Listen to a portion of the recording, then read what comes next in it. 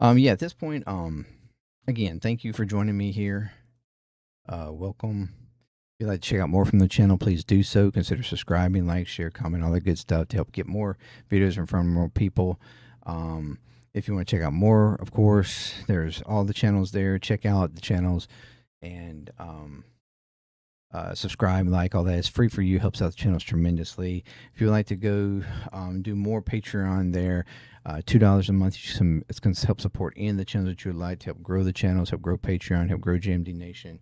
If you want also with a Patreon membership, you get discounts on the merch, on the new merch store. So check out the new merch store or right down here on TikTok.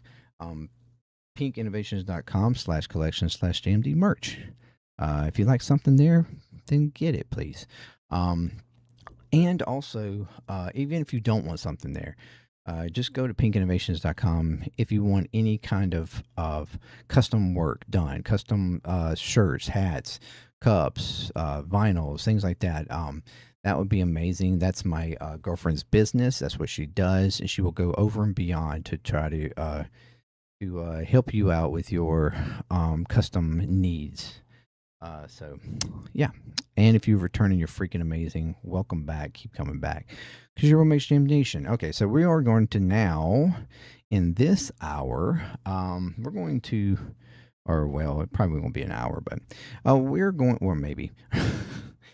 We are going to check out the full interview of Trump and NBC News with the Meet the Press. There's some interesting things that he says in here that I want to point out when we get to those spots. And then, of course, the very end where he just acts like a full-on petulant child and ends the interview. It is wild. So let's get to that.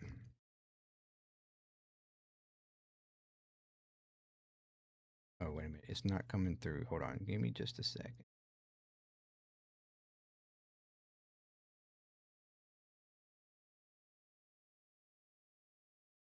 Good Sunday morning. Today marks 100 days since the United States launched the first strikes against Iran. Midterm pressures are growing, with no clear end to the war in sight. On Friday, President Trump took his case to rural voters in Chippewa Falls, Wisconsin. At the invitation of the White House, we joined him at Custer Farms and had a wide-ranging interview that was unfortunately interrupted multiple times by the stormy weather overhead. President Trump, welcome back to Meet the Press. Thank you. Thank you so much for being here. We are going to talk about your visit while you're here in Wisconsin, but I'd like to start off by talking about the major issue that you are focused on every day, which is Iran. Sunday will mark 100 days since the first strikes. Your Secretary of State, Marco Rubio, said that the war had concluded. And yet just this week, Iran attacked U.S. allies in the region, calling it retaliation for a set of U.S. airstrikes. Is the United States at war with Iran? Well, they've been largely decapitated, and I call it a military exercise because people would rather have it called that. It's not a big war for us. It's not. We're the most powerful military in the world. I built it, frankly. I built it in my first 4 years, and I'm using it a little bit in my second 4 years. Their Navy is gone. Their Air Force is gone. Their anti-aircraft is gone. They might have built it up a little bit over the last 4 weeks during this little ceasefire that we did at the request of some very good people, very, very fine people from actually from numerous places, as you know. You know, there are a lot of people involved, but from Pakistan in particular, the Field Marshal and the Prime Minister. And right off the bat, doesn't it feel very weird to state that, like, in the war, this is an excursion? You know, a lot of people prefer we call it that because, you know, it's not really a war. We're not really, it's not a major thing. You know, it's just a little bitty skirmish. It's just something we just took a little turn and we went over here and we're like, hey, you know, let's get some stuff done over here because we just did this over here. It's not a war though. But yet later on, he actually literally defines not only Iran as a war, but Venezuela as a war. I shit you not. Let's continue. And we're very close to having a deal, and if we don't have a deal, we'll do it one way or the other. Either way, we win. I do want to talk about the terms of any potential Sure. deal in just a moment, but let me just follow up with you. You did post on social media just this week, my final negotiations to end the war with the Islamic Republic of Iran.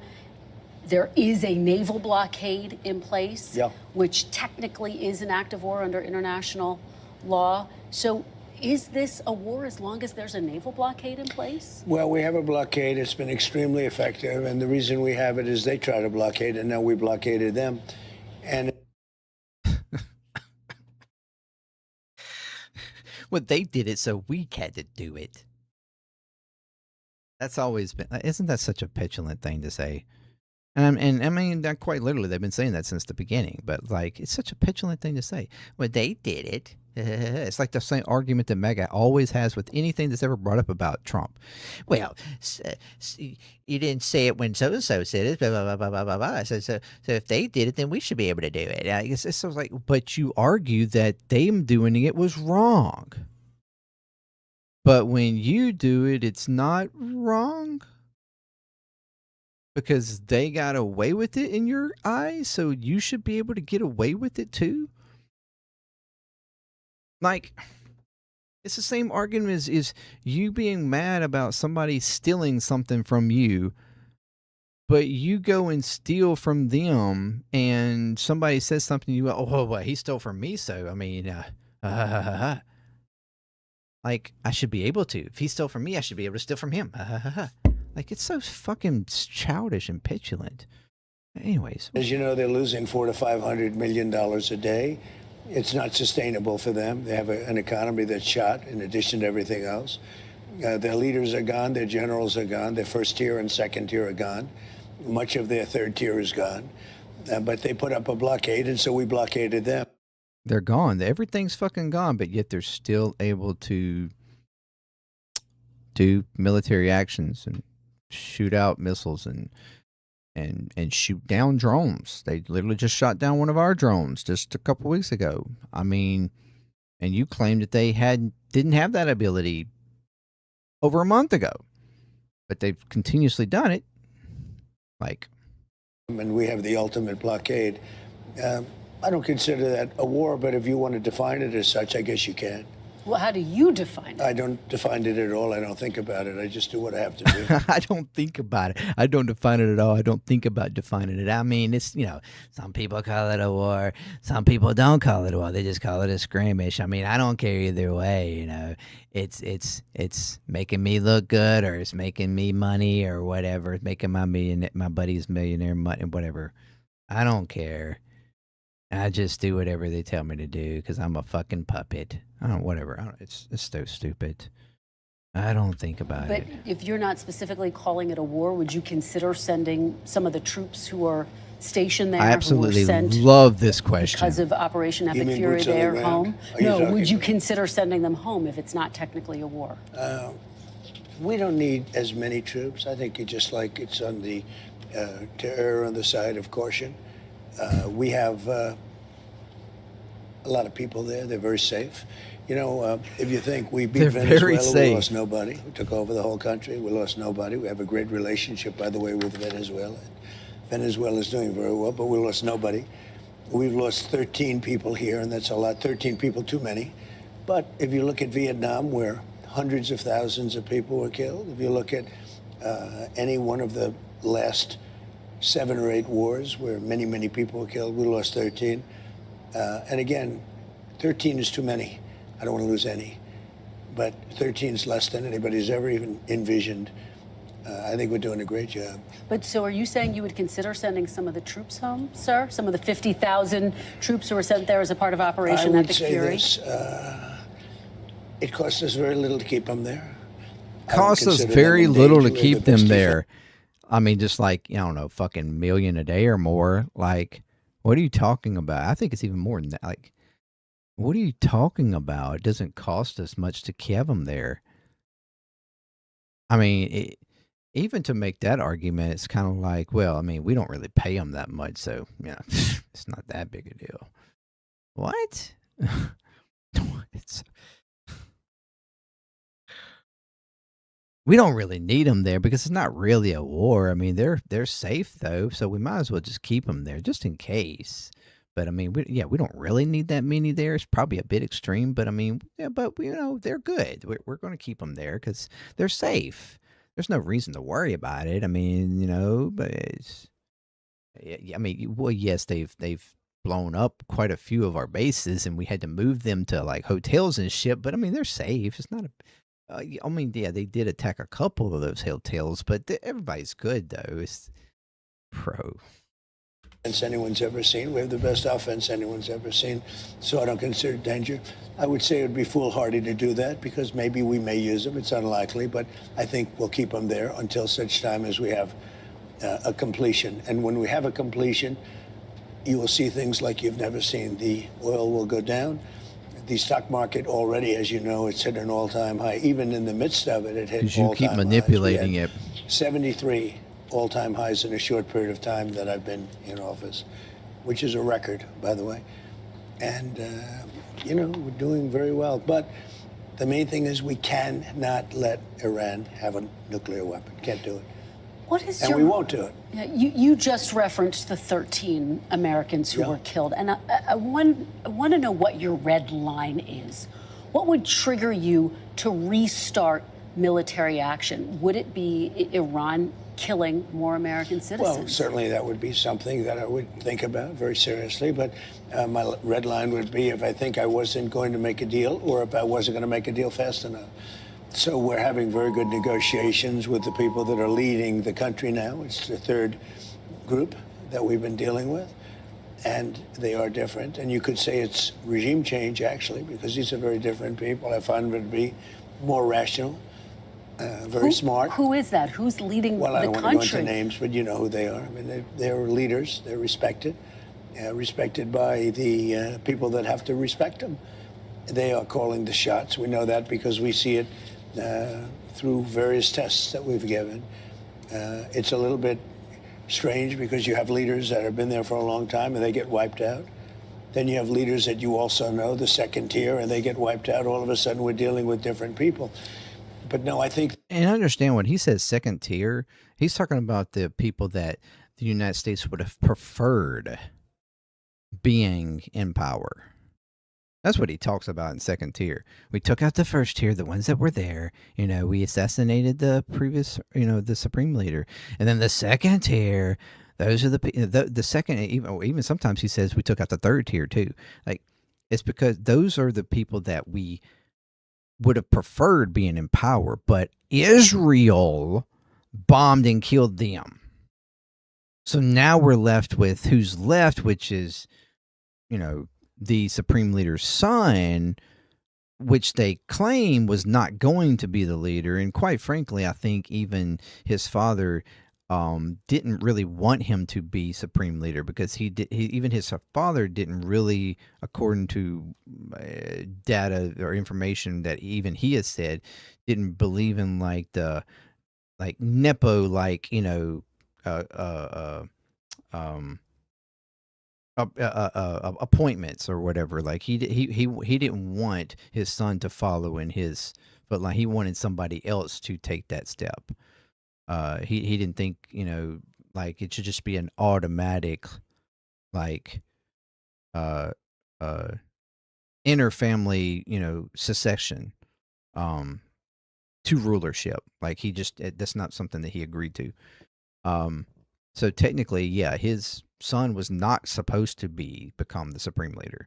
But when we blew up any other potential supreme leader, you basically left with who they're left with, which is the son, which he has, not that he has not been there and not been in, to learn and, or whatever. But I mean, that's what he means when he says, the second tier and all that. Yeah, because Israel blew up who you would have preferred. Because Israel was trying to make sure that Iran became a broken state with no leadership and fractures and cracks, so that they would be basically a failed state. That's what Israel wanted. But that's not what happened. That we'll either have something done fairly quickly or we'll finish it out militarily. Are you talking about the son of the supreme Well, he's a leader? part of it, yes. He has not been seen in public. What is his but status? I Have do you talked believe- to him directly? I do believe they have great respect for him. I see it. I mean, they want to get his concurrence. They've said to me, they've said to others that they're looking for approval, and he is part of the approval process, absolutely. Have you spoken to him directly? You I have said you not. want to meet with him. No, I have not. I would if he'd like to, but I have not spoken to him directly. Do you know where he is? I will tell you, they do. How he is? Yeah. They do pay homage to him. I would tell you if they didn't. They seem to, based on what I see, they seem to respect him a great deal. Do you know where he is? Do you know how he is doing physically? I don't. And he finds that respectful. That's something I have to make. Like, if you really want to gain respect from Trump, it's you having a leadership position where others respect you. And like, when I mean respect, like respect to him is literally bowing to your every will, like doing anything you say. Basically them being a dictator and there being no pushback, a complete kiss ass. That's what he means by respect. And he finds that, like, he's an envy of that. It's the reason why he loves all these dictatorships across the world and favors and like talks so sweet about them. He'll talk shit about anybody until he sees that they are respected, quote unquote, as leaders, and then all of a sudden he has the utmost respect for them because that's the way he wants to be treated too.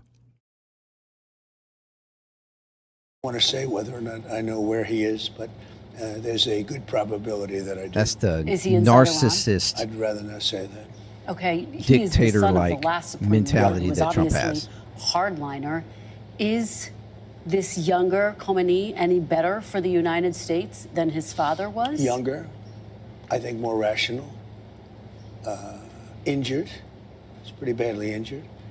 So there's a certain bravery there. A lot of people, if they were injured that badly, they wouldn't be talking about, how we doing with the United States. They'd have other things on their mind.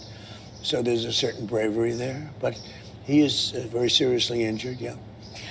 What is the status of talks exactly? It's brave when a leader gets hurt.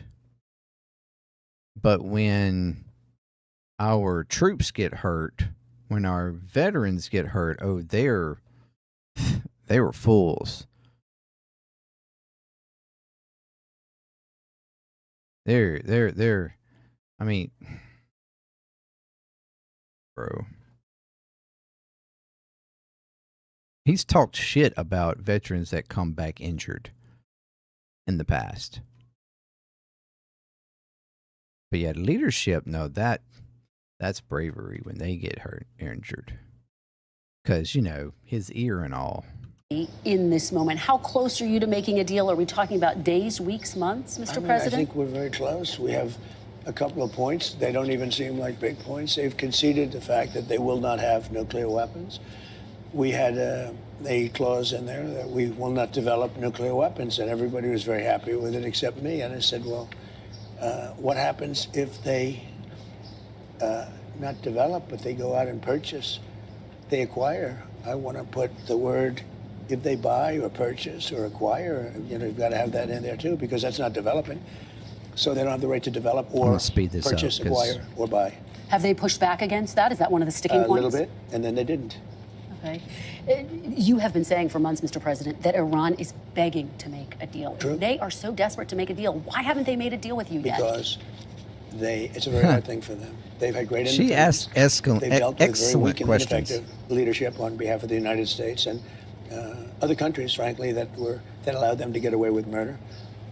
And I think they can't believe they're in the situation where they've been virtually decapitated. But if they're so desperate, Mr. President, why haven't they said yes to the terms you're Because they're proposing? strong, they're proud, There are things they never thought they'd be doing that they're going to have to do. They've got no choice. And it takes a little while. You know, you're talking about 47 years of getting away with whatever they wanted. I mean, this should have been done long ago. This should have been done by other presidents or other countries. It doesn't have to be us, other countries. But they were very close to having a nuclear weapon twice. That was when I terminated the Iran nuclear deal, which was a path. That deal, the JCPOA, that deal was tantamount to giving them a nuclear weapon. It was a horrible deal given by Barack Obama and really penned by him. It was a horrible deal. It was, you know, it expired long ago. I terminated it. Right. But had I not terminated it, it expired long ago. It was a short-term deal. It was a road to a nuclear weapon. They would have had a nuclear weapon 5 years ago. I absolutely can't stand this argument that he makes. And as much as she pushed back on many things, and she did an excellent job, and I mean, I certainly applaud her for how, especially towards the end, how much she pushed back on him. But the fact that he continuously makes this argument about the JCPOA, and it's just flat out fucking lies, which, I mean, she does kind of push back on, but not in the way that it needs to be pushed back. Like, basically, I mean, in my opinion, he needs to literally be told to his face, that's a lie. You are quite literally lying. But I mean, that's probably the reason why I'm not a journalist, and she is, and she's trying to like skirt around to bring him to that point, but he just doesn't really get there. But Mr. President, I'm curious, because when you were campaigning, you said you would rip up the Iran nuclear deal, but negotiate a better deal. Why didn't you negotiate a better deal at the time? Because after it was ripped up, there weren't guardrails, and they escalated their production of enriched uranium. Exactly. It takes years to do these things. These people have been fighting for 47 years. They've been killing Americans. They've been taking off their legs and their arm, and their faces have been hurt so badly and so horribly. I'm moving very fast. I'm into 3 months. You know, Vietnam lasted 19 years. 3 months. She's talking about the Iran nuclear deal that you tore up 10 years ago. Not the past 3 months. You didn't do that in the past 3 months. You did that 10 years ago. And you never attempted to get back into another agreement. And I mean, and neither did Biden. That was one of the worst downfalls of Biden's, as outside of him literally assisting in a genocide. You know, and fuck him for that. But like the one thing that he, you know, should have immediately got back into was a deal with Iran, and he just completely just said, "Fuck that!" Like, no, we're not worried about that. And that was horrible on his part. But also, as she put it for him, like, you said you were going to get back into one, but then you didn't. And you know, even now, what you look to be doing looks like the same thing, quite frankly. Why now? I'm into my 3rd month, and all I do is say, well, when are you going to win? If I were a Democrat, nobody would be talking that way, but it doesn't matter to me. I've gotten so used to it. Look, we have totally destroyed their military. They have some missiles left. They have some drones left. Do you know how many missiles? Yes, exactly. How many? I don't want to tell you. Can you give me a ballpark? They have some left. No, I know almost to the They number. do, but I don't want to tell and we know where they are, too. And we know where their drones are, and we know where their drone factories are. Most of the drone factories have been knocked out. Most of the launching pads have been knocked out, and most of the missile manufacturing areas have been knocked out. But they still have capacity. They have some missiles. They have some drones. I would say percentage-wise, maybe 21, 22% of their missiles. It's a lot of missiles, but it's not what it was when we first attacked. So you're saying they have 21, 22% of their missiles left? Correct, yes. Okay. Let's talk. But yet they're continuously producing more missiles and drones. So probably more at this point, right? Talk about what specifically you are demanding as a part of this short-term deal. Will the United States agree to a deal with Iran that doesn't explicitly and immediately give up its nuclear enrichment program on the front end? Well, you know, depending on when you say immediately, look, it is buried under mountains because our B-2s were incredible. The pilots of our B-2s were unbelievable. And it's buried. They can't get it. The only 2 countries that could take it, that have the equipment to take it, you have to understand, 3 mountains have fallen in on them, right? So you understand that, because the fake news was going around saying, oh, maybe they didn't hit their target. 1 o'clock in the morning, pitch black, no moon, no nothing, and every one of those bombs went right down those chutes and blew up. For starters, the mountains didn't fall in on them. Okay, yeah, they did shoot down the chutes. It did probably a lot of damage within the building, but those buildings are, it's not like they're just a single layer thing or not a small. They are literally all, like massive, multiple levels deep. You didn't blow up the whole damn thing. You did some damage, true, but that even where you did the damage doesn't mean that that's where the nuclear dust, quote unquote, is. There's a good chance and evidence to show that they moved that before you even did the incident. So, and while they might not, it might take them a little bit of time to get to it.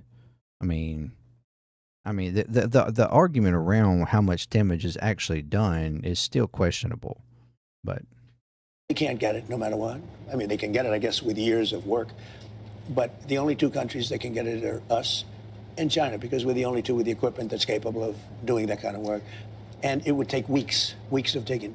So the answer is, yeah, we're going to do it immediately. We're going to start looking very quickly, and we'll do it with them. If we make a deal, With we'll China. do it with them. No, we're going to do it with the Iranians. So if we make a deal, that means we'll be friendly. We'll do it with the Iranians. If we don't make a deal, we may do it, or we may just watch it. You know, we have cameras on it all over it. If anybody walked there, if you walked over there, I would be able to read your first name on your lapel. And these are cameras up in space. It's pretty amazing technology, Space Force. We have cameras all over the site. We know if anybody goes there. If anybody went there, any digging mechanism, any truck, any tractors, anything, anybody went there, we would know. We will take care of it. Is that wind or what? Is that rain? What is that? Rain. This would be the first of multiple interruptions due to the weather. Rain hitting the metal roof, making it difficult for both of us to hear each other. So as we're having this conversation, we can hear a little bit of rain. No, a lot of rain. A lot of rain. Let me try to get a clear understanding of how the United States would get the nuclear material out. You've called it nuclear dust. Yeah. Will you and would you be open to sending in U.S. forces to retrieve the nuclear stockpile? So the official name is highly enriched uranium. And I call it nuclear dust because it seems to be nice and everyone understands it better and it's sort of cute. And yeah, because I have to dumb everything down for my followers because they don't understand that if I didn't. I mean, that's what he's really saying there. I call it nuclear dust because all my followers are dumbasses, and if I said nuclear enriched uranium, they wouldn't know what I was talking about. So I just call it nuclear dust, like a little fairy just dropped it down there and created it, and blah blah blah blah. They understand that because it's simple. It's simple. It's easy, and it's cute. Fucking swear, man. people picked it up. But the way you do it is if we make a deal, now we're friendly, we'll all go together.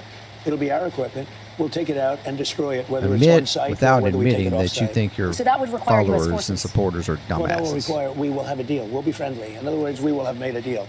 And we will be at peace. And we will go with them or without them. But we won't have people shooting at us, okay? Now, if we don't make a deal, then we're going to take them out militarily, very harshly. And we'll wait till we do that before we go, in which case we'll have safety either way. Mr. President, I wonder, how long are you willing to give Iran to make a deal? How much longer? You've been talking for Well, I quite wouldn't some say time. that. Well, you really haven't. You were in Vietnam for 19 years. You were in Iraq for many years. You were in Korea for many, many years. You were in all the, I won't even talk about World War II, because that was the big one, and we don't want to ever have that. But you were in all these different wars for many years with thousands and thousands of people killed. We've had 13 people killed, which I hate. We've had 13 people killed, and that includes 2 wars. That's Venezuela, and that's Iran. Ah, see there? It's 2 wars, Venezuela and Iran. So he admits that Venezuela and Iran were both wars. Although, I mean, even I would admit that Venezuela wasn't a war. It was actually probably what a excursion, but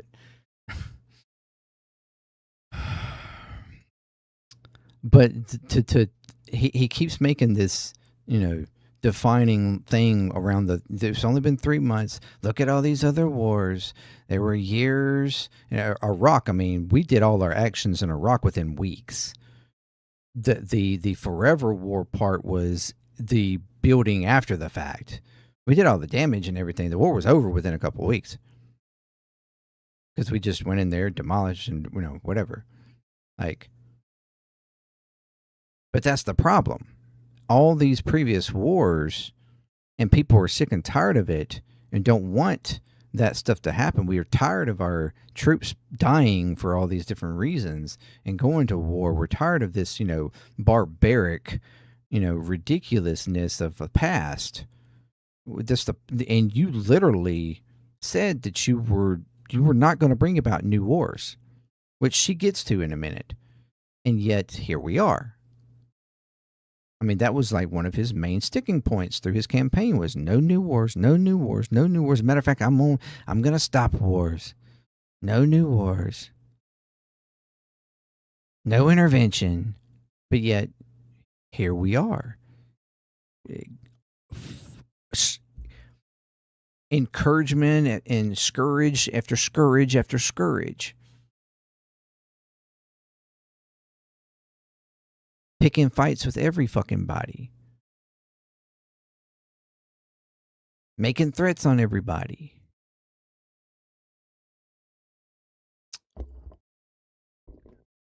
It's just ridiculous. But do you have a cutoff point No, but you in keep your talking head? about speed, Kristen. You were in Vietnam for 19 years, and you're telling me about 3 months. And in 3 months, I've demolished the Navy, the Air Force, anti-aircraft. They have no radar. They have no nothing. I demolished their leaders. And all those previous ones, you could actually make a good argument for why we got involved with them. There was an actual legitimately good argument that could be made for either one of them. This one's the one outstanding from that. There was no legitimate reason for us to do this. By our own intelligence, there was no threat whatsoever. We only did this because Israel asked us to. And we only really got involved because Israel themselves made the initiation to do so, to start it. So we had to defend it. Years are gone. Do you know where all of Iran's nuclear material is, Yes. sir? Yes. Would you unfreeze any Iranian assets or lift any sanctions up front as a part of any No. deal? So that would come after. Comes after, yeah. If they behave, turned if they do over a good their job, we nuclear start enrichment talking, yeah. material. Unlike Obama. Obama flew a Boeing 757, a plane I know very well. They took the seats out, and they loaded it up with $1.7 billion in cash. They from the previously banks in stated that Maryland he and put Virginia $6 billion and DC, in there, but now they done emptied out the decreased bank. it, although it's and all they gave bullshit. them 1.7 in green, and they gave them tens of billions of dollars. Didn't give just them kept tens of giving them money, billions of and it dollars. didn't work. Would any, again, That Mr. never worked. They opened up that freezed assets that was actually Iranian money. It wasn't that we gave them money. It was their own fucking money. We just unfreezed the assets and allowed them to be able to access because they had upwards of a totality of like $6 billion across multiple bank accounts in different countries. And we were just unfreezing those assets one by one, giving them access to a little bit at a time until, it wasn't like we just gave it all to them at once. They had access to this and then access to this, and it was over time as a continuation of agreeing to the deal. This whole argument around we just sent a plane over there and dropped the money on them, and then we gave them billions and billions and billions of dollars. It's just bullshit. It did not happen. It did not happen. It's a lie. But again, Mr. President, you promised that you were going to negotiate a better deal. Do you I wish have. you'd done it in your first term when you ripped it up before you ripped No, up the they weren't deal? ready. No, this is much better. This is much better. Will If I you- would have done it in my first term, Israel wouldn't have been ready. Hear that sound? That sound of thunder, lightning, Is that going rain? to interrupt, guys? No. Okay. People will understand. We're on a farm. That's true. Will any deal you make include the release of Americans who are being held by Iran? Well, we talk about it, and we'll see. Nobody really has an accurate list of who they are, what they are, or if they're being held. But if they're, we've been talking about it. Nobody really has a list. You know that, right? You're asking me about, nobody has a list. But are you demanding a list? Are you demanding to know and saying they've got to come You're home? supposed to give me the list. I mean, do you know people that we're talking about? If you give me the names, This is I'll absolutely do my best to get them Well, out. I don't think that's one been of the most reported. ridiculous sections. I don't think it's all of the people who've been held. All I'm saying is this. known. If you have a list of names, give them to me, and I will get them But is out. it something you talk to them about? We talk about people if they have them, but nobody knows who they are. So there's the question of whether or not Iran has any kind of U.S. people in prisons. And she's like literally asking, like, part of these negotiations is that to have some of these U.S. citizens released from your prisons. And he's saying, "Well, there's not a list. There's not a list. That nobody knows who they are, or where if they are, blah blah blah blah blah. So, I mean, if you can give me a list," like he's literally asking a journalist from NBC to give him a list of potential U.S. citizen prisoners in Iran for him to try to make a deal with. Like, his own intelligence doesn't have this. All of the U.S. intelligence and brilliance, and they don't have this. You're asking a journalist from a news station to provide you a fucking list. Like, it's absurd. It's absolutely pathetically absurd. I don't even like, and I seriously doubt that section right there will really be talked about. Out of all the other stuff, like, this will not like be questioned. Like, the absurdity of him asking for a list from her. It's Just like you don't know who they are. You have openly said you've been frustrated by Israel's. And then at the end there it says, like, because you don't know who they are. So you don't know who they are. Why are you asking me? And why I don't know who they are? Like, you don't know either, or you would be providing me a list. It's so stupid. Like, what the fuck, man? Continued bombing of Lebanon. Are you and Prime Minister Netanyahu on the same page? Yeah, we are. We get along very well. We've been great comrades. We did a very, very big number on a certain country that was nothing but trouble for 47 years. I disagree with him on a couple of things. I'd like to see Lebanon have a better life. I'd like to see a more surgical attack on Hezbollah. I think it should be more surgical. And we can help them with that, or we can recommend Syria. Syria is doing a very good job of cleaning up their act. They have a very good leader. The They have a leader absurdity that's of really done a good asking job in a another short period of country time, to get involved, and he would love to help. is Are wild you too. demanding that Lebanon be a part of the short-term deal that you're not at all. negotiating? I'm not demanding. Okay. I think they'd like to see it, but I'm not demanding. Okay. I wonder if we should, let me just get a gut check here. Should we pause for 5 minutes and let this pass? I just want to be able to hear everything he said.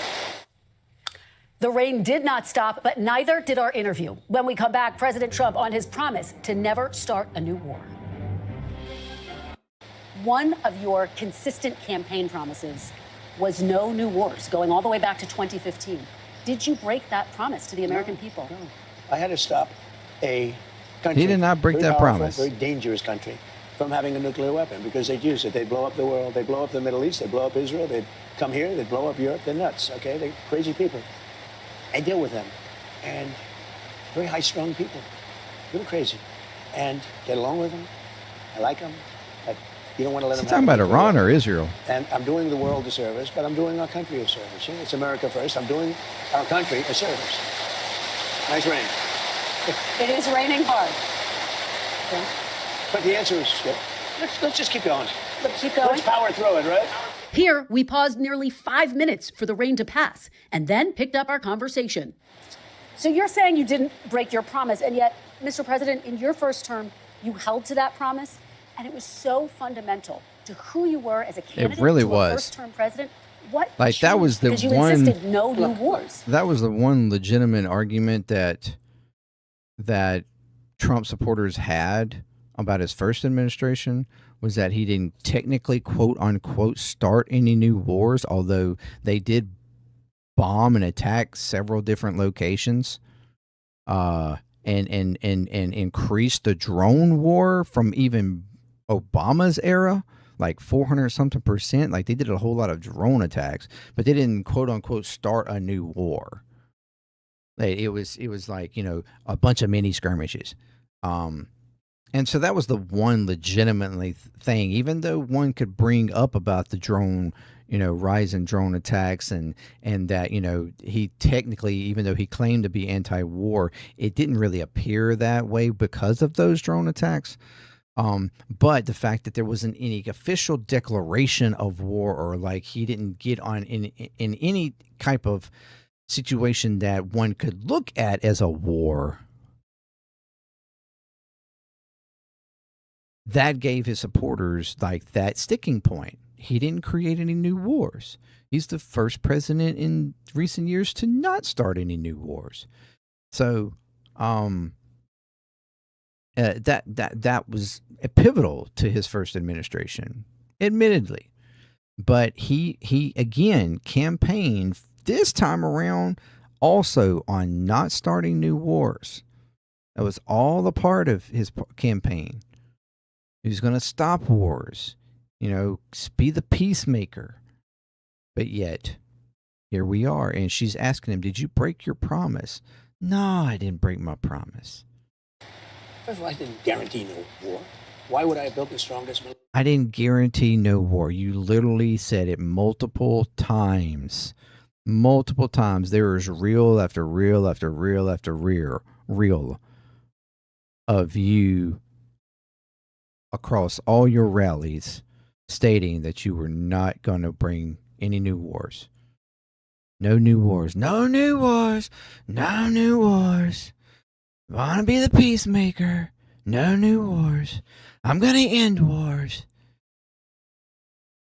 Well, I built our military. I inherited a terrible military. We had no equipment. We had nothing. I built a tremendous. But here now he's making the military. argument that away, why would I promise no new wars when I literally built the military? Now, even though we know that's bullshit too. But I'm doing you and everybody else a big favor. In the midst of the greatest stock market in history, in the midst of the most successful country, because as you know, in the last term we were a dead country, Kristen. I know you're a big liberal, or a big progressive. No, but I'm just a journalist. We were a dead country. A couple of years ago, we were a dead country. Now we have the hottest country anywhere in the world. And at the all-time hottest point, which is probably now, believe it or not, we just had all brand new stock market records today. But at the hottest point in the history of our country, I took Scott, Howard, I took Pete, I took everybody into a room. I said, I have to do this country, this world, the Middle East, Israel, everybody a favor. You have Iran. They're going to have a nuclear weapon. Barack Hussein Obama signed the JCPOA. It was a horrible deal. Horrible deal. Listen to me. It was a horrible deal. It was a path to them getting a nuclear weapon. They were very close to having a nuclear weapon. I terminated the deal. Wait. Then I sent the B-2 bombers in about 9-10 months ago, and they totally obliterated the site, and I saved it.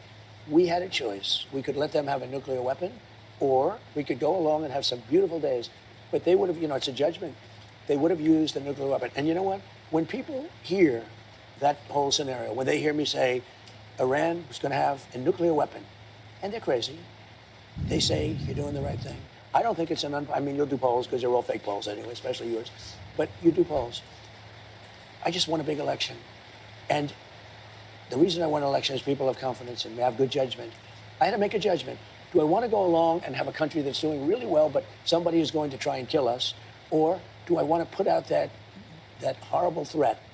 And I did. I put it out. I put it out for many, many years. Now I'm going to put it out permanently. I'm going to do it either through negotiation, where we're very close to a deal, or I'm going to blow the hell out of them, to be honest with you. And it's going to be very easy for me to do. That's actually the easier path. So when you say I promised, I didn't promise anything. I don't like these endless wars. This is not an endless war. We've been doing this for 3 months. Much of it has been under the pretty good form of ceasefire. The blockade has been amazing. Our Navy is amazing. Our military is the best in the world. Hey, we took over a very powerful country, Venezuela, a lot of soldiers, big, strong military. We took over Venezuela in a matter of minutes. We destroyed the capability of Iran in a matter of days. Nobody's ever seen anything like it. Now I'm going to finish it. But remember, you were in Vietnam 19 years because stupid people. You were in so many different countries. Every war you were in for years. Look at Iraq. Look what you were. You were there for years. Yeah. Listen, Kirsten, we're there for a few months. And the threat is largely over. Soon it will be over. But you cannot let Iran have a nuclear weapon, or they will blow you up. There will be no Kristen. There will be no NBC. There will be no Meet the Press. You will end the Meet the Press string. Let me ask. If he didn't start a war with Iran, they were just going to be so buck wild crazy. They were going to get a nuclear weapon, and there wasn't going to be anybody left. Then Meet the Press, her, the whole, everybody would be blown up. There'd be no existence of it. Come on, bro. It's such a. talk about dramatic. During your 2016 campaign, you called the Middle East a quagmire. What makes you so sure this won't become a quagmire? We're not going to be there. You're convinced this won't become a quagmire? It's not a quagmire. I just wiped out the military of a very dangerous country. It's quite literally a quagmire. And I wiped out the nuclear threat. Let me tell you, if we left tomorrow, if we just said, all right, let's get out, it'll take them 15 or 20 years to rebuild back. But I'm not going to give them even that chance. I'm not going to give them that chance. They cannot have a nuclear weapon. And if there was even a 1% chance that they'd have it, I wouldn't leave. We're almost finished. We're going to either have a deal, a strong deal, a meaningful deal, not like the Obama thing. Obama was a path to a nuclear weapon. Mine is the exact opposite. And mine is a wall. It's a wall, just like I built 1,000 miles of wall on our southern border. And by the way, I took the worst border in history and I made it the best border in history in a matter of weeks. And yet, Mr. So his argument here, and it's something that I haven't really considered why he keeps saying this, but his argument here is that Obama's JCPOA was a path to Iran getting a nuclear weapon because it had an end date. And that because of that end date, they were just going to go back to being, they were going to start making a nuclear weapon, or they would have a nuclear weapon by the end date. Because he then turns around and argues that they were trying to make a nuclear weapon all along, even after like immediately after, although we have all the intelligence in the world and data from audits proving over and over and over and over and over again that they were meeting the requirements of the audit and they were meeting the requirements of the agreement, and they were not enriching over the percentage agreed on the agreement. I mean, they quite literally were passing all of their audits, much the opposite of what our own Pentagon can do, because they haven't been able to pass an audit in the last fucking, 8-9 years? Iran was more dependable than our own Pentagon. That's insane. Think about that for a second. President, Iran was the closest to developing weapons-grade uranium after you ripped up the nuclear deal because there were no guardrails. She just keep bringing this up to get him to like. During the nuclear deal, you don't know that? Iran, when Obama signed that stupid deal where he paid them billions and billions of dollars, he thought he could bribe them. Listen to me. They were developing a nuclear weapon. That's how they got there. They got all of this uranium during Obama. You know that? No, they didn't. No, they didn't. That is absolutely false. They didn't start enriching until after he ripped up the agreement, and they really didn't even start doing that immediately. It was after the threats and stuff that they started really getting from and like not being able to get into another deal because he claimed he was going to get another deal, and then the realization that Biden wasn't going to get into another deal, and those, and then the threats continuously from Israel and everything. I mean, that's when they were like, fuck it, we probably need to get us a nuclear weapon because the way this is looking, like that's the only thing that's going to protect us from these crazy ass Zionist regime down the road here, from eventually talking these U.S. Americans into actually like attacking us. And that's the reason why they started doing it, because they had nothing in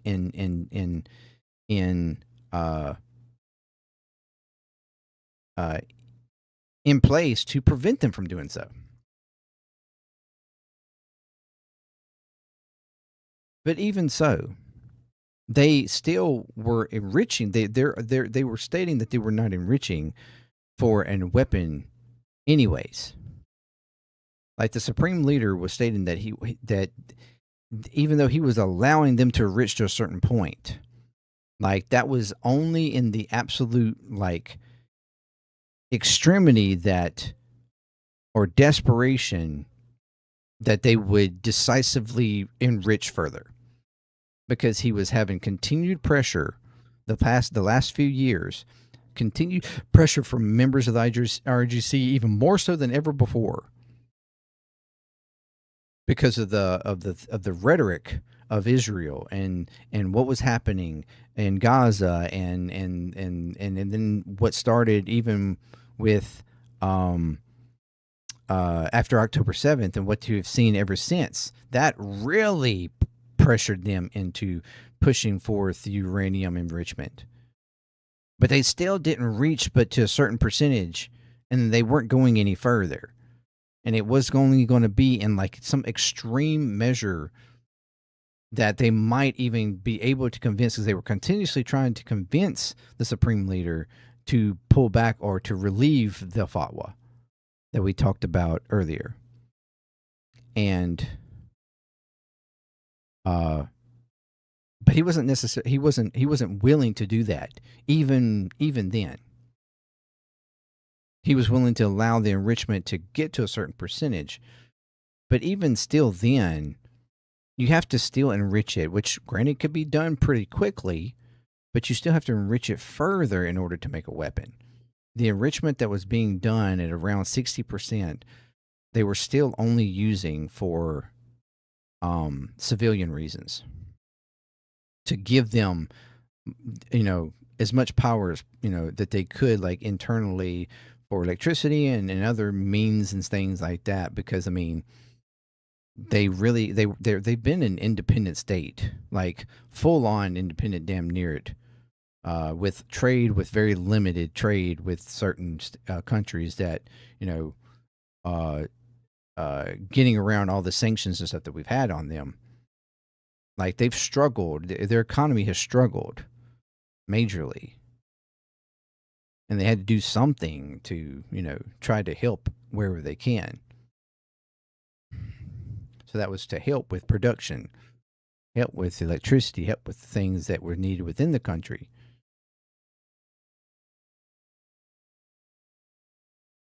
But it was becoming increasingly evident that there was the possibility that they would need to, at some point, make a decision to actually go further in, like, full-on desperation. But even after all this, they still are not doing so. Don't you? Well, that's how they got there. Don't say this. They got there. They developed it during the Barack Hussein Obama, during his administration. And they've escalated their development after the deal was wrapped up. But let's talk about the economy. I want to talk about the economy.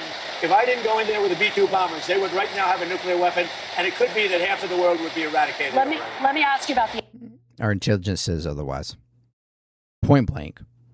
Our own intelligence said otherwise. That's a complete lie. He's just speaking the talking points of Israel, of Levin, of Netanyahu, of Smotrich, of Ben-Gvir. That's all. Economy. You got a strong jobs report today that beat expectations. Not strong. Really strong. Beat expectations. By how much? Triple. 172,000 jobs. Not triple. Expectation double, maybe. Yes, but not triple. But that's just over speculation, not like, Created. And it's just creation of jobs. Doesn't mean that means people were employed.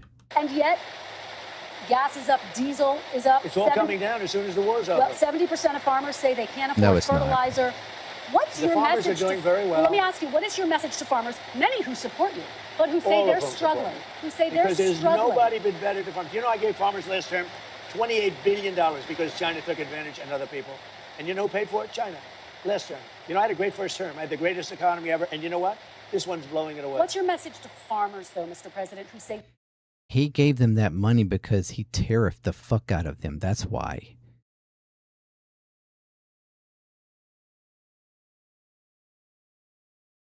And he gave them the money to subsidize for the fact that China stopped trading because of the tariffs. And he acts like he gave them money to help with what? China stopped trading with U.S. farmers over the tariffs last time. Just like they started to do this time as well. And Trump subsidized the farmers because of his own fucking tariffs. But he's gone even further this time with making deals with like Argentina over beef and all these other deals, allowing I mean it's wow. They are struggling. They're struggling to make ends meet. Are you ready? Am I allowed to talk? You keep asking questions and you don't listen to the answers. I love the. He quite literally, he's like, no, you keep saying this stuff, but I'm literally telling you that that's not the case, that they love me and that they're happy, even though she literally is speaking about data and interviews and the sentiment of farmers quite literally right now. And he just straight up does not, like, he does not believe that. He does not know, or he's being told otherwise. Or he thinks just because he got their vote support that they're happy with everything he's doing. Farmers, and the farmers love me, and the farmers trust me. In the first term, I had something very similar. China and others were, and Canada, which was brutal, they were taking advantage of our farmers. They don't take advantage of it anymore. I gave them $28 billion split up. They never had a payday like that. And the farmers loved me, and they came back and they voted for me in record numbers. You know that. Nobody's ever even come close. Now, because of the fact that we had a choice, I had a choice to make. I could keep it going. The farmers were doing great. Fertilizer was very cheap. Everything was cheap. Gasoline was very low. Everything was very low. I could have kept it that way, but I said I have to take a little bit of a turn. The farmer's going to understand it better than me. I could have kept it that way. I could have kept it, in the condition of low gas prices and ease of fertilizer, and we could have had an amazing farming year. But I was like, you know what? Fuck all that. I got to start this war and get all the prices up and crazy and make it hard as hell for these farmers to do anything. I had to do it because it just looked too fucking good. That's like the argument he's making here. This is literally the argument he's making here. Anybody. We're going to have higher gasoline. We're going to have a little higher Just so they couldn't have a nuclear but I'm going to get rid of a nuclear weapon in the hands of very dangerous people. Excuse me, wait. That they were not it trying been to done have. For 47 years. No president had the guts to do it. I did it, and I've done it. It's almost complete. As soon as that's complete, gasoline prices are going to drop like a rock. You know, I was in Iowa speaking about farms, and it was before we attacked Iran. And I was in Iowa, and the prices were $1.85 a gallon, $1.91 a gallon. What? This time, it wasn't the rain, but an audio issue that forced us to pause the interview again. Are gas prices going higher, or have they peaked? They're going to come low, very low. They're going to go lower than they were before. Have they peaked? As soon, well, it depends. I mean, it depends where the war goes. It could be I'll have to give them a shot, and it could be we'll sign an agreement. If we sign an agreement, they'll go down now. Otherwise, they'll go down after we're finished. You have a new Fed chair, Kevin Warsh. Yeah. His first meeting in the role is later this month. After this month's jobs report, economists now say it's possible the Fed may have to raise rates. Do you think that's possible, and what would your reaction be, sir? So I'm of a different feeling. I think Kevin's fantastic, and I want him to do whatever he wants. I don't want to have a big influence on him. But he's tried to have all the influence he could on the previous one, and it wasn't working. They want to raise interest rates. It should be the opposite way. You know, if you go back 15 or 20 years, when you had good reports, the market went up. Nowadays, when you have good reports, the market goes down because they think they're going to raise interest rates. There's no reason to raise interest rates. The country becomes great. We built the country by doing great and having rates low. What they do is when they raise interest rates, they try and kill success. I don't want to kill success. We should actually lower interest rates. Now, if inflation comes, and you know, people live with inflation, but if inflation comes, what happens is inflation is already here. But success can kill inflation, just like higher interest rates. What they do now is, like, we had great job numbers. You agree, right? They beat expectations. Not expectations, like 3 times. Okay, but you ready? What do? They say, oh, let's raise interest rates. It's the wrong thing to do. I would like to see rates get lower because we could build this into the greatest machine that the world has ever seen. But you can't do that when everybody immediately raises interest rates. So we had great job numbers. We're doing great. You know, we're building more factories. We have more money coming into our country right now from other countries and people than ever before. Wait a minute. What happens? I don't want to just kill it with high interest rates. Growth is the greatest thing you can have, and growth does not cause inflation. Would you be upset if they raised rates? What is your message to them about that? Living with Kevin, I have a lot of respect for him, but my feeling is that when a country is doing well, they shouldn't be penalized by immediately raising interest rates. They should actually be incentivized. You know, we have debt, we have other things, we have things we want to take care of. I want to go bigger on the military, I really do. If we do what I'm saying, this will be a beautiful well-oiled machine like you've never seen before. Raising interest rates, though, have absolutely nothing to do with job market numbers. It has all to do with inflation and controlling inflation. And the reason why they hadn't done that is because of the concern over job um, numbers. Because if job numbers are down, then that's going to affect inflation. It's ultimately it like just the market itself being down would sort of control and bring down inflation a little bit. But once the job numbers are up, which in this case it's a weird situation because normally when you have a fluctuation of employment, it's not necessarily because of inflation, um, or like uh, or something like that. It's just the natural balance of people uh, losing jobs or deciding to change jobs or whatever. Like there's been certain situations, but this is a weird situation where we have extremely high inflation.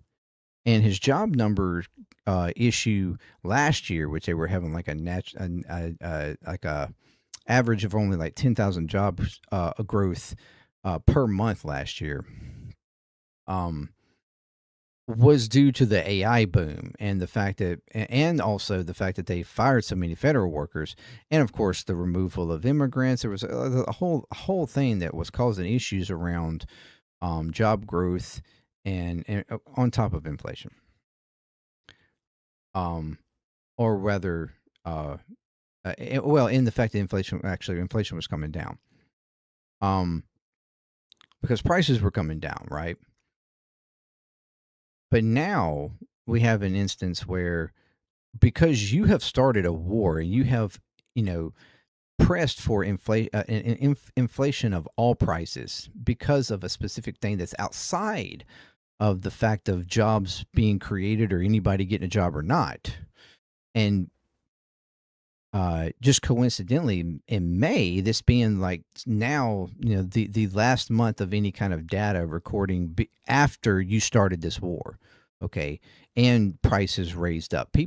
When people find it hard to buy and purchase things, when it becomes harder and harder because of all the prices going up, gas prices, food prices, all this different stuff going up, and people start to feel that, they're kind of forced to go get extra jobs.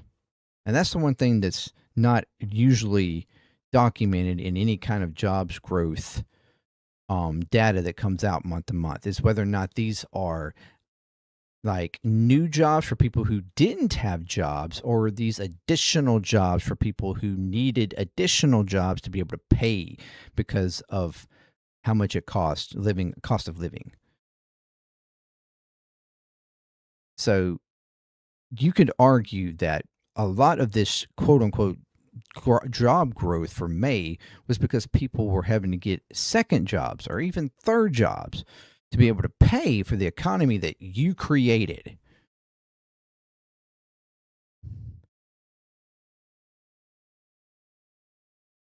So that's not technically growth.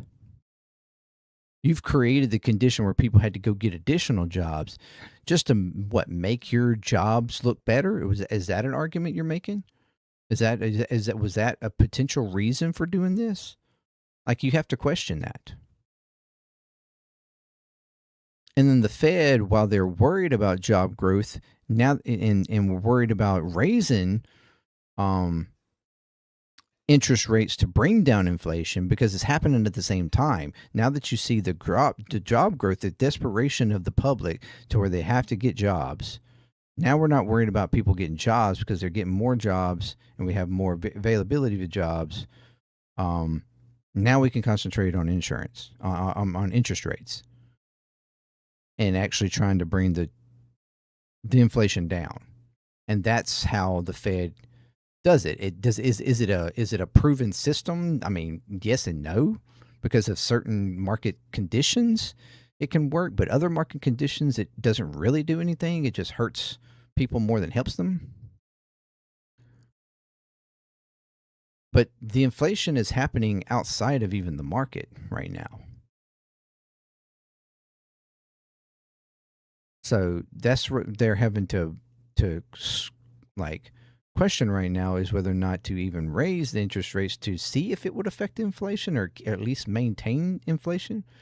Because right now inflation is or the unemployment rate is steady, so they're not losing, not gaining really. So they're not, so concerned about the employment rate because it was falling. The unemployment rate was rising. So that now that it's kind of balancing a little bit, they can work on or concern themselves more with the inflation side, which would be in raising interest rates. Now, do I agree on that's a good, way to help out inflation? No, I think it's kind of it to some degree can be counterintuitive.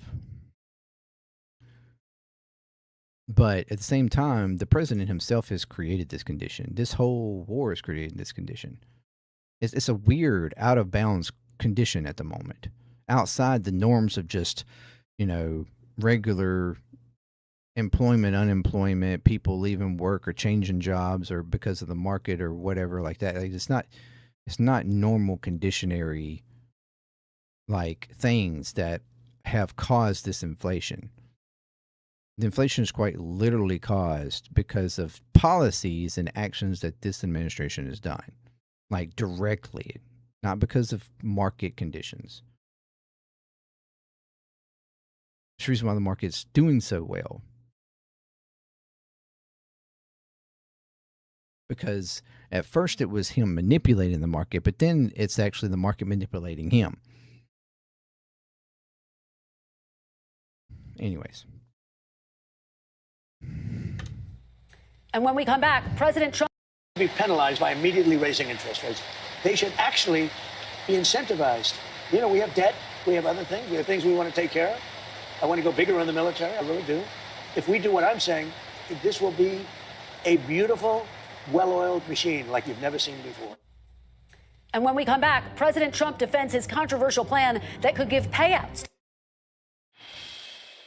This is where shit starts to get ugly. $1.8 billion so-called anti-weaponization fund. It was going to compensate people who say the federal government weaponized the legal system against them. It's been blocked by the courts, met with opposition from Republicans and Democrats in Congress and Democrats. Excuse me, mostly Democrats. Mostly some Democrats and some Republicans. Some, very few Republicans. Just to be very clear, are you backing off the fund completely, as your acting Attorney General Todd Blanche has said, or are you looking for another avenue to revive the fund? Let me explain what the fund is. People have been hurt so badly by radical left lunatics that worked for the Biden administration and Sleepy Joe. They're vicious, they're violent, what they did to people. And of course, they went after me more than anybody else. They raided Mar-a-Lago and all the other things. But people have been badly hurt. I deserve this morning more than anybody. They've lost their jobs, they've lost their families, they've lost their wives, they've lost everything. They've lost everything over a fake weaponization of government. Now, so let me are you just tell looking for a way to revive it? Well, look, if it was up to me, I'd pay them the kind of money that they deserve. People have been destroyed. Lives have been destroyed. Many suicides. Think of it. People have committed suicide because a bunch of thugs went after them. So, me, personally, I think the weaponization fund is a great idea. And so do many other Republicans. You have to get it approved. If they get it approved, that's great. If they don't get it approved, I'd be disappointed. All right, we're going to motor through this. But you have to understand, people have been destroyed by crooked politicians, and they should be reimbursed for that. Do you think anyone who attacked police officers on January 6th should get taxpayer money? I wouldn't be inclined to say so, but I have to see it. I can tell you this, 97% of those people, you look at them, the FBI or whoever it was, because you had a lot of crooked cops, you had dirty cops. Comey was a dirty cop. Well, a guy like Bolton was a dirty cop. But there's no evidence. Wait a minute. Oh, you think Comey was a straight cop? People who pleaded guilty to assaulting police officers. Comey was a dirty cop. No. I'm going to slow it down here because they get going really like here. So it'll get hard to maybe even completely understand with it sped up. So I'm going to slow it back down. They had FBI, listen to me, they had FBI agents ushering them into the building. They had FBI go into the building. Those people walking around, they're looking always in this thing. They weren't in, they were being ushered into the building. There's no evidence You had a bunch of dirty cops, and frankly, what they did was weaponization of our government. But, sir, there's no evidence of that. More than 1,000 people no, there's none. You know what you do? Try looking at the tapes one time. Would you take it off the table? Look at the tapes one time. But 172 people did plead guilty to assaulting police officers. You know why they pled guilty? Should they be exempt? Because they told they were going to jail for 15 years if they didn't. Should they? They pled guilty because they were frightened. They went down. They were ushered into a building. Many of them were arrested without even going into the building. Would you be okay with them receiving taxpayer dollars? The people were destroyed by dirty cops and by weaponization. Many of those people should be compensated. Now, with that being said, as I understand it, the weaponization fund was going to set up a group of people, people that could be picked by anybody, fair people, smart people, and they will go on an individual case basis. Okay. Now, I don't know what's going to happen with the weaponization fund. I love the idea because people like you, the fake, dirty press, the crooked press, people like stupid Biden, he's not smart enough to know what's going on, but people that surrounded him, surrounded his beautiful, resolute desk in the Oval Office, what they did to the lives of people, they destroyed people. They sent people to jail who did nothing wrong. All right, just to be very clear, there's no evidence of what you're saying, but let me a ask lot you of about evidence. Todd Blanche. Let me ask you about Todd Blanche. Listen to me. Let's talk There's about Todd tremendous evidence. There's nothing What's but not been evidence. The presented election in a was court of rigged. law. It was a dirty election. Mr. And it's President, happening again right now in You've never California. presented evidence It's happening that the right 2020 now in election California. was rigged. Right now, look at what's Where's happening in the evidence California. to that? It's The 4 Republicans days. are doing well in California, no, they're not. They're dropping fast because it's a rigged election. Let me tell you, it's 4 days, and they aren't even close to coming up with it. That's how they count You know the why votes they're doing in that? California. Because they're cheating on the election. Do you have evidence to support all that? I have to do is look. All I have to do is that's look. not And I evidence. listen. And I listen to people. And let's see what happens. But, sir, that's not evidence. Do you think it's appropriate? That's how they that count the votes in Do you California. think it's appropriate that they have an election and 5 days later they're nowhere close to picking a winner? State and local officials acknowledge they are slow. They're urging. No, they're crooked. They're urging the crooked. votes to be counted quickly. That's how they vote They're in crooked, California. just like you're crooked. Your press is crooked, and Meet the Press is crooked. To be fair, I'm not crooked, but let's Really? Let's Well, continue. you play right into their hands. Let's continue. You're either crooked or you're stupid. At this point, even I was wanting to jump through the fucking screen and grab this guy around the neck. I'm just being honest. Because, like, this is absurd at this point. Like, the amount of how he gets to talk about people. And if you notice, he does this with women. He doesn't talk this way to the men, to any man that interviews him. He talks this way to the women because he thinks he can talk down to them. He thinks down on them. And all she's literally telling him is pushing back on him that there's no evidence. You never provided evidence for the elections in 2020. You're claiming there's stuff going on in California right now. There's no evidence and you're not willing to show. All you say is, all you got to do is see it. No, that's not evidence. That's not evidence.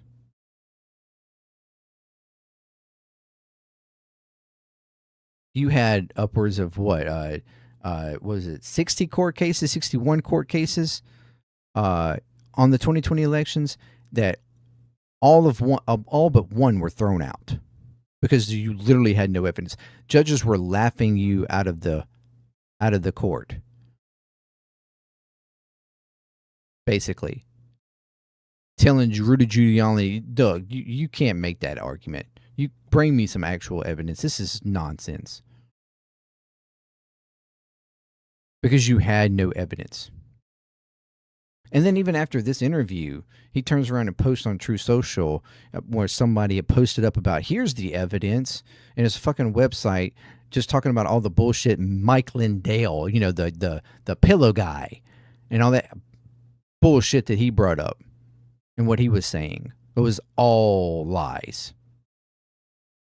All this so-called evidence that he claimed he had all the time and making these things, and it never was no evidence shown. Because there was no evidence, because the election was not rigged. And to any degree the election was rigged, it was because of what Trump and them were doing. It was the Republican Party. and Trump trying to get those votes, and the Jan Sixers trying to do an insurrection and stop the vote, while he's got this fund, quote unquote, that he's going to try to give to them. That's taxpayer money, where he sued his own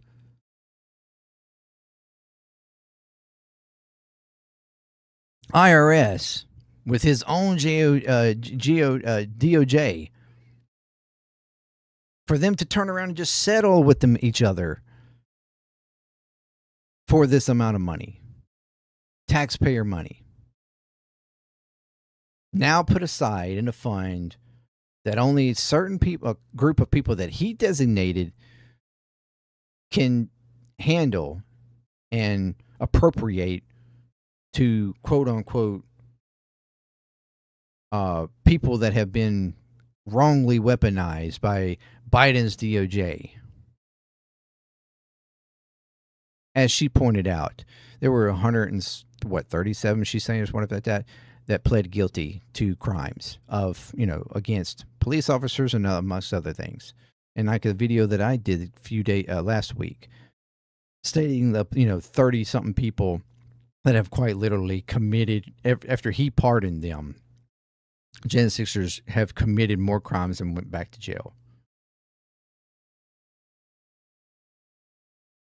Of many different reasons, from child sexual things to rape to possession of weapons, illegal, to DUIs that resulted in death, to burglary, to threats of death on political person. I mean, these are amazing people. They've been so wronged.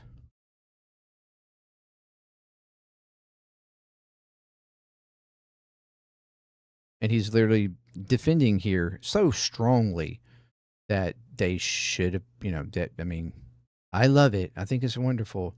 Look at all the crookedness. Look at all the crookedness in the election. They were justified. Look at what's going on in California. This is so crooked. Mail-in ballots.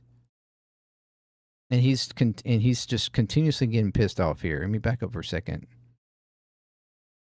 Crooked. Your press is crooked, and Meet the Press is crooked. To be fair, I'm not crooked, but let's really. Let's well, continue. You play right into their hands. Let's continue. You're either crooked or you're stupid. You play right into their hands with this rap. You know that these elections are rigged. Your network knows that they're rigged. You know that I won an election in a landslide, and I got 94% bad press. But, Mr. President, you know why I got that? Because you have no credibility. But you've never presented evidence that it was rigged. Let's keep talking about, I want to talk about Todd You have more evidence. There's more evidence than ever presented. Let's talk about your elections in this country. We're like a third world country. But, sir, your elections are crooked, and you're crooked, and Meet the Press is crooked, and so is ABC and CBS and CNN. But, Mr. President, you're one-sided crooked networks. All right, let's call it quits because I've had enough. Thank you, darling. Have a good time. Mr. President, let's please. I traveled all the way to Wisconsin. I've sat in the rain with you. I know. I've sat in the rain with you for an hour, on and off in the rain, and I've given you enough time. You ought to straighten out your press because you know what? Mr. A country can never be great with a dishonest Listen, press. we traveled all the way to. And he gets up. Let me just let it go through. For this interview. He gets up, walks out, and into the interview. Now she's like, well, damn. And she does state that he later came back after a conversation like over the phone later that he would, he agreed to come back and do another interview. Probably because when he went off somewhere, somebody told him, hey, like that was kind of bad, dude. Like you shouldn't have done that. You look like a little bitch.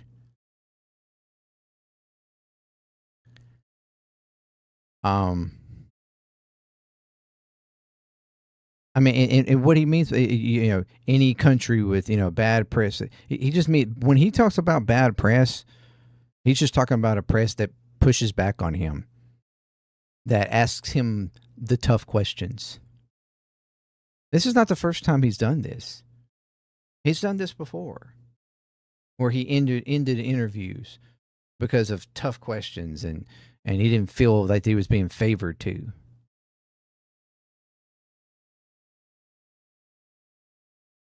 You're a bad press. All of you are bad press. You're a stupid person. Like if any other president had acted this way, takes the mic off, throws it on the ground.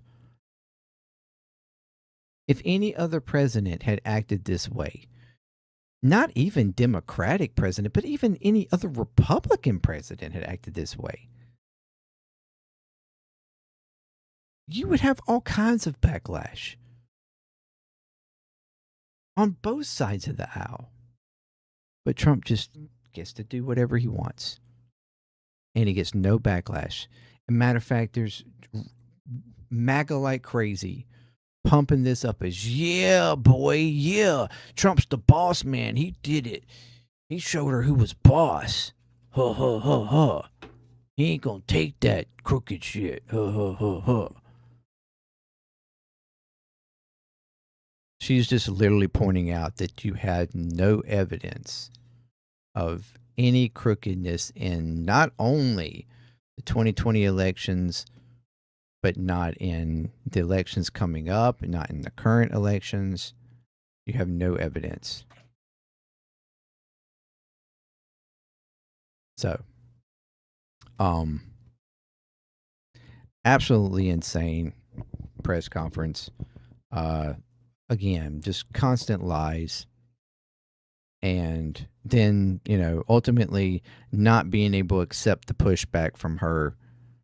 I have to give her the utmost respect to be talked to like he just talked to her at the end there. And she kept her, like, the coolest and calmest facade. And trying to even just like ignore and press forward for the interview after being called ignorant or stupid and corrupt. He didn't have that same respect. He didn't have that same coolness. She wasn't even calling him stupid or ignorant or corrupt for that matter. She just literally said, you just don't have evidence. And he got mad like a petulant man-child and ended the interview. Because he couldn't take it. He couldn't take his feelings being hurt. You quite literally talked down in the most egregious, derogatory way to this woman interviewing you. She kept her cool and didn't even push back on those things. Outside of saying, well, to be fair, I'm not corrupt. That was the only thing she pushed back on. And that was like respectful. That was like the calmest way possible she could have taken care of that one. But then he turns around and calls her, ignorant or stupid? And she just let that brush off her shoulder and was going to continue on. Utmost respect for her. Very professional in what she does. Even though I might not always like the way she goes about maybe some things here and there, but she is one of the most respectful and like get to the gritty type of journalist reporters out there. Outside of the other one that he doesn't like, Caitlin Collins or whatever her name is. Both of them have been holding him to the fire to some degree. Even minimally, really. It's not like they've really been that hard on him. Just asking him questions. Just like, but you said, but you don't, but this, and he can't accept it. So it's absolutely ridiculous. Absolutely ridiculous. So yeah, again, utmost respect to her in this interview. And Trump just being a petulant child. So, that's going to be it for this one. Let me know what you think. We've been going for almost 3 hours here. Thank you for joining me. And if you want me to continue to like do some live type things like this, let me know. And whether it's on YouTube or TikTok or whatever. Again, I'm going to break this down and post it to ClearTalk on YouTube as separate posts. And you can, if you didn't have the chance to view it here, then you can go back and subscribe over there, or just look it up if you don't want to subscribe, or you just want to view it first and then decide whether or not you want to subscribe or whatever. That's fine. But consider and check out the other channels as well. And thank you very much for joining me. And we just got to see. We just got to see what happens. See what happens with everything in the Middle East, whether or not Iran comes back at them. And if they do, whatever happens, we will update. I will do a separate video update on the ClearTalk on that. Yeah, I'm just going to. I just get so frustrated with the amount of lies and the minimal amount of pushback that this man receives. Not only just Trump, but even like Netanyahu and Israel, for that matter. Like the amount of pushback that these type of men receive, even though they are creating chaos, lying, trying to make everybody else out as the problem, even to the point of being just downright nasty and derogatory towards them for no fucking reason. It's embarrassing. It's embarrassing that there is no more pushback than there is, like, for everybody. And I plan on making a video about that, about the fact that we are all to blame at this point for every fucking thing going on in the world right now. We are all to blame because we all have had our hand in it, or lack of a hand in it, either way. And it's enough is enough. Enough is enough. And we all need to own up to it and start doing something about it. Anyway, thank you very much for joining me. And until next time, peace, ClearTalk, JMD Nation. I'm out.